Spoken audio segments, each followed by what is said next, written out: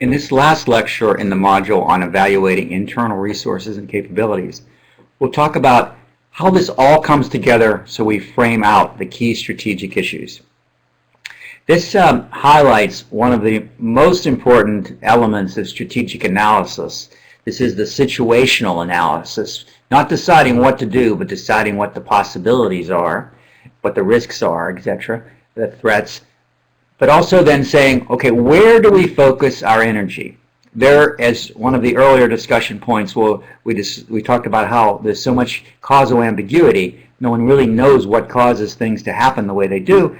In addition, you have all the social complexity. So many things are happening. Where does management, where do decision makers, where do the high-paid people, if you will, focus their energy and attention? As a strategic analyst, your job is to focus the attention of senior management on the things that are really important.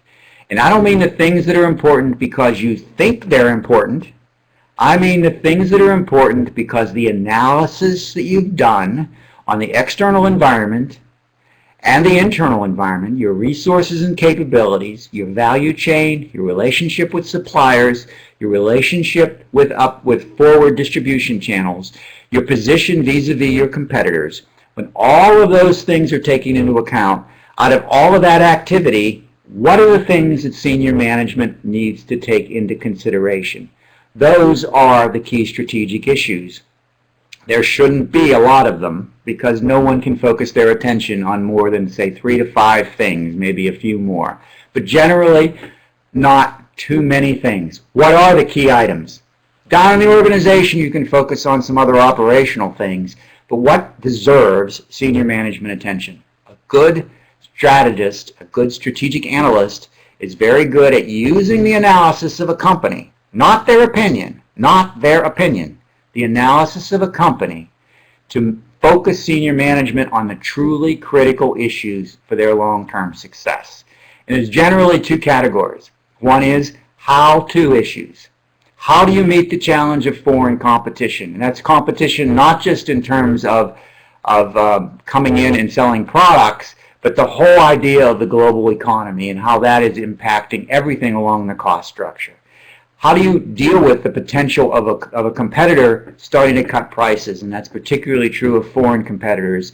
There's various strategies that are used, one called dumping, where you actually sell the product for less than you paid for it, and there's reasons for this, which we'll talk about in various scenarios, and that could cause you to not be able to sell profitably.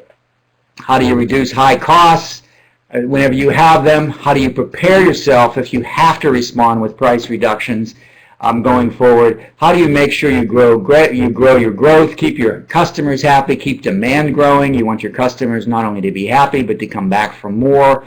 And how do you make sure that as your demand base ages, changes their demographics, have different tastes, think about the world in different ways, come from maybe a Spanish background or from a Chinese or Asian background, how do those people start come to your store, which was traditionally like a middle America kind of a white population? How do you make sure you adapt to these changing demographics? You frame issues specific to your organization, related to the value chain, related to your relative competitiveness, related to all the things, the resources and capabilities you have. How do you frame these kind of questions in the context of what you have, your capabilities and your resources, and the marketplace that you're attempting to address? Once you've framed a lot of that out, you also have these should we issues. Should we expand more rapidly? Do we need to grow faster? If you're a restaurant chain, you have the risk. You have a first mover is an important place to be. You don't want to come into a marketplace where there's already someone just like you there and have to compete with them. You'd rather be the first one, be settled, learn the marketplace, understand, get some loyal customers. When that other person enters, the other company enters, you are defending your turf and you have potentially a strong position to do that. Do you want to maybe look and you look at the strategic group map that you've looked at and you see that you're You're competing in some differentiated area, but now that market is getting smaller, and maybe you want to move down market and start to sell into larger retail chains, for example. You want to sell, instead of just selling through just a few places that are only in New York and Paris and LA and that sort of thing. You want to maybe sell in a bigger retail outlet, one that has like Neiman Marcus that's sold everywhere, or that are around in many locations, or maybe even moving further down market into a Nordstrom's or something like that, or even to a Target and down market in that sense. Do you want to take those kinds of steps? Do you want to think about how customers are moving into some sort of a substitute product of yours? How can you potentially not allow that to happen, or offer the same features that the substitute have, or differentiate your product in some way that the substitute is no longer a substitute? Do you want to expand your product line?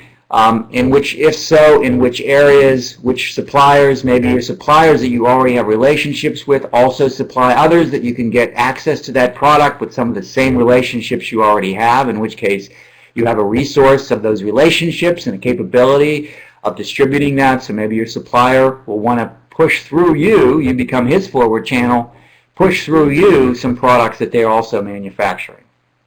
And then you might want to be thinking about some area where you're very weak, and make sure you put an initiative in place to address the cost structure you have in some part of your business. Maybe there's a real weakness there, a vulnerability, and you want to ask yourself, do we want to close that business down? Remember, we looked at industries earlier, and it could very well be that the industry you're in is not a particularly attractive one over the long term. Perhaps it only addressed one sort of small segment of the population, which is now aging away and no longer comes to visit in your stores.